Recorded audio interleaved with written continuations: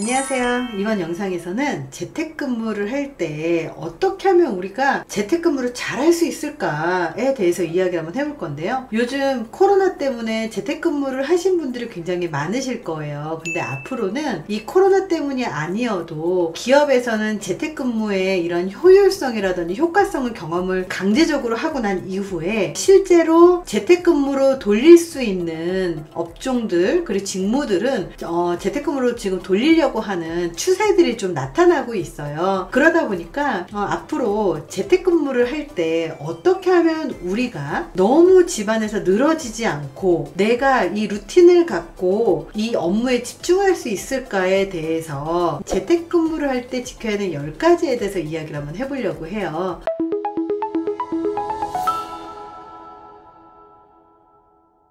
이 10가지라고 하는 게 회사를 위해서도 아니고 남들 때문이 아니고요. 나 자신이 어떻게 하면 일을 할 때 산만하지 않고 그리고 다른 환경에 휘둘리지 않으면서 일을 잘할 수 있을까, 나만의 루틴을 만들 수 있을까에 대한 이야기라고 보시면 될 것 같아요.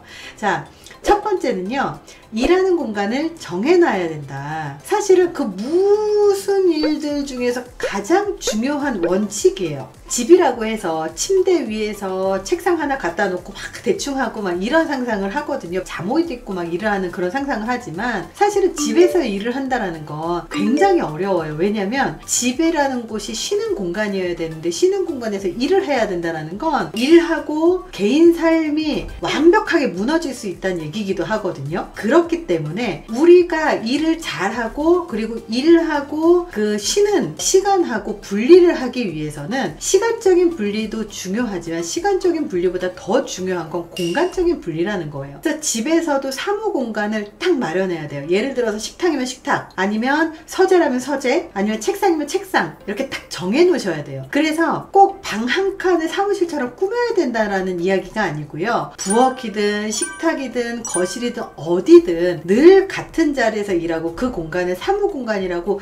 내가 스스로 인식을 하게끔 만드는 게 되게 중요해요. 그래서 책상이나 의자, 조명 등을 재배치해서 일하는 환경을 바꾸는 게 되게 중요한데요. 집에서 물리적인 공간을 만드는 건 근무 중이라는 이 마인드를 세팅하는 것을 유지하는 것 뿐만 아니라 일과 생활의 경계를 만들어주는데 굉장히 도움이 됩니다. 예를 들어서 이 이메일만 보내고 잠깐 쉬어야겠다라고 생각이 들면 그 공간을 잠깐만 벗어나는 것만으로도 간단하게 해결되는 거죠.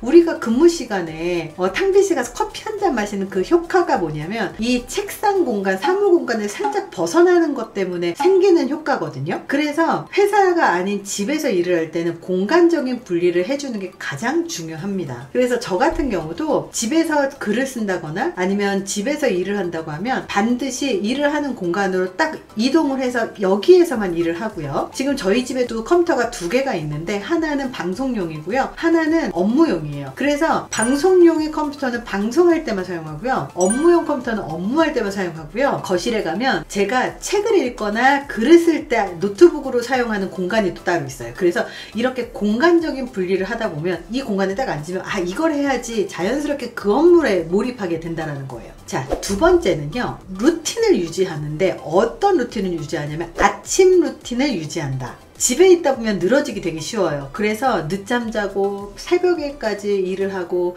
새벽에 일하니까 더 늦게 일어나고 밤낮이 바뀌어버리고 이런 경우들이 되게 많은데요. 눈을 딱 떠서 긴장감을 유지하고 출근을 한다는 느낌이 내 스스로 들어야 되거든요. 그래서 출근할 때의 루틴을 그대로 따르는 게 중요해요. 만약에 아침에 일어나자마자 출근을 하면서 아침에 샤워를 하고 그리고 헤어스타일을 한 다음에 출근을 하는 사람은 아침에 눈 떠서 그걸 한다라는 거죠. 저 같은 경우도 제가 강의를 하러 가거나 외부에 스케줄이 있으면 눈을 떠서 샤워하고 머리까지 다 감고 헤어스타일을 하는 거하고 화장을 하는 게 루틴이잖아요. 그러면 요즘같이 원격 강의를 해야 되는 대학 강의를 할 때는요. 대학 강의라고 할지라도 집에서 하는데도 불구하고 반드시 그 아침에 그 루틴을 그대로 따른 다음에 이 자리에 앉습니다. 그래서 이 자리에서 그 일을 시작을 하는 거죠.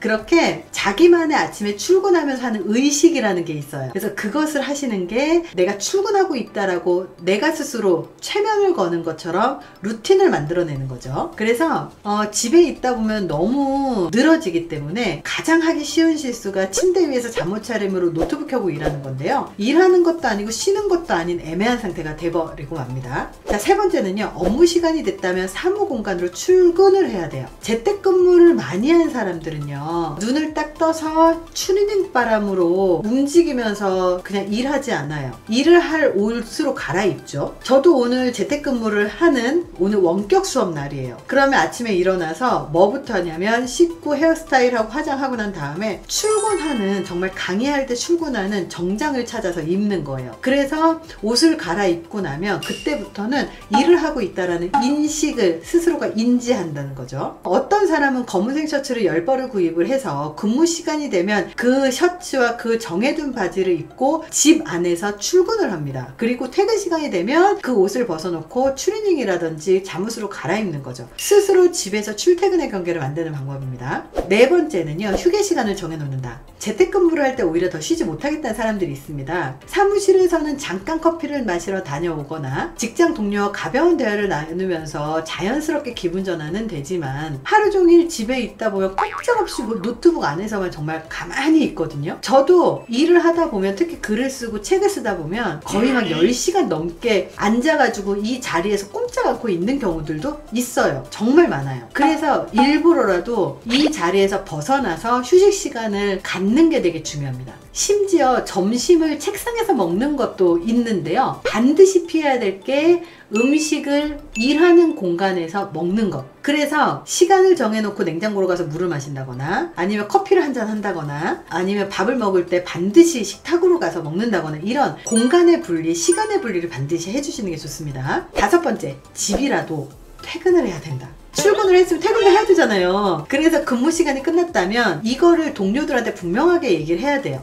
실제로 재택근무를 한다고 해서 집에서 알아서 근무하세요라고 딱 풀어놓지 않아요. 저희 회사 같은 경우도 재택근무를 하고 있는데, 재택근무를 하는 직원 같은 경우는 실시간 메신저로 있어서 이 자리를 10분 이상 벗어나면 자리 비움의 알람이 뜨게 돼 있어요. 그래서 이 사람이 자리를 비웠구나, 그리고 몇 분을 자리를 비웠구나가 시스템상으로 모두 기록이 됩니다. 이렇게 실시간으로 이 사람하고 얘기할 수 있게 메신저라든지 회사에 소프트웨어 프로그램이 이미 깔려 있어요. 그래서 그냥 자리를 이탈하는 게 아니라 저 퇴근하겠습니다, 오늘 수고 많이 하셨습니다 라고 해서 전화라든지 채팅을 주고받으면 이제는 그 사람들도 퇴근을 했는지 안 했는지를 명확하게 알기 때문에 더 이상 일을 시키지 않아요. 저도 우리 직원이 재택근무를 하기 때문에 퇴근을 할 때 퇴근하겠습니다 라고 반드시 이야기를 하고 퇴근을 하게끔 하거든요. 왜 그러냐면 이 친구가 퇴근을 했는지 퇴근하지 않았는지를 모르는 경우에는 일을 더 시켜야 되는지 말아야 되는지를 모를 때가 있어요.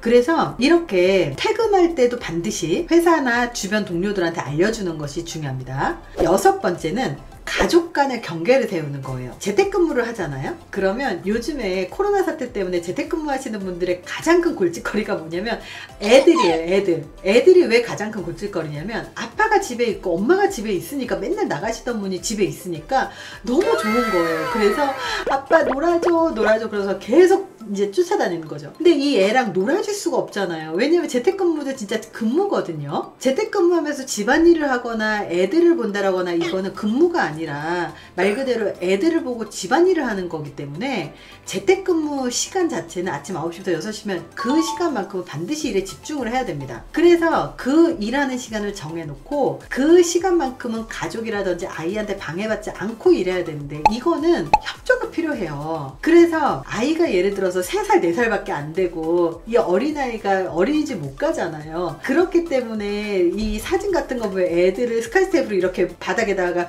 묶어놓은 그런 사진들을 많이 보거든요. 그래서 아이들이 3살, 4살이라고 하더라도 출근과 퇴근의 개념을 모르는 게 아니에요. 그냥 계속 때를 쓰는 거예요. 그래서 아이들하고도 규칙을 정해야 돼요. 어떻게 규칙을 정하냐면, 아빠는 지금부터 일을 하러 갈 거야. 내가 문을 닫으면 여기는 아빠가 일하는 공간이니까 이 문을 넘어서는 안 돼. 두드려서도 안 되고 문 열고 들어와서도 안 돼 라고 해서 이 연습을, 훈련을 많이 시켜야 돼요.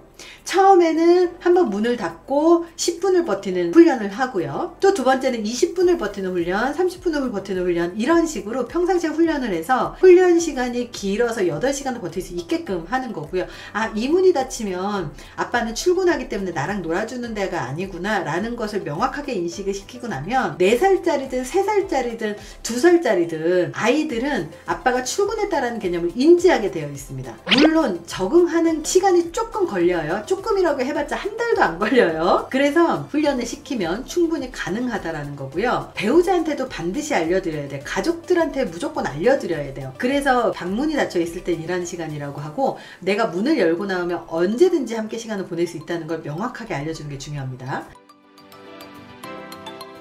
사람들이 집에서 일할 때 나타나는 흔한 유형들이 뭐냐면 무슨 일을 해야 될지 몰라서 시간을 막 낭비하고 오후가 되면 사무실에 있을 때보다 집중력이 훨씬 더 흐트러지기 쉽기 때문에 먼저 해치워버리는 게 좋습니다. 자꾸 커뮤니케이션이 어긋나 버리면 일의 목표, 일의 결과물들이 달라지는 거예요. 침대가 바로 옆에 있기 때문에 자꾸 졸리고 자고 싶고 자고 일어나서 좀 이따 일을 할 수 있을 것 같고 막 이래요.